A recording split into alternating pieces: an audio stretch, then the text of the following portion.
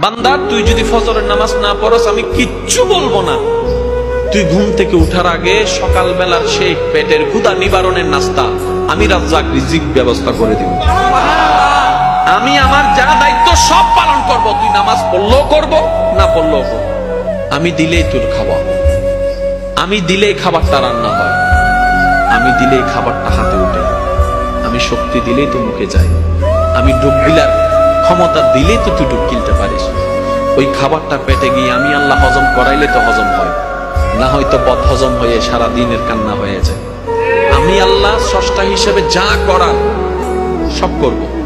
তবে আমি তোকে নতুন করে বলবো না নামাজ পড়, আমি তোকে বলবো না সুদ খাইস না, আমি তোকে বলবো না বউ পিটিস না, আমি তোকে বলবো না যৌতুকের জন্য অত্যাচার করিস না, আমি তোকে কিচ্ছুই বলবো না ওর জায়গা দখল করিস না, আমি তোকে কিচ্ছু বলবো না তুই যখন আমার চোখের সামনে অন্য জায়গা দখল করে তুই যখন দেওয়াল তুলবি আমি তখনও দেখে কিচ্ছু বলবো না।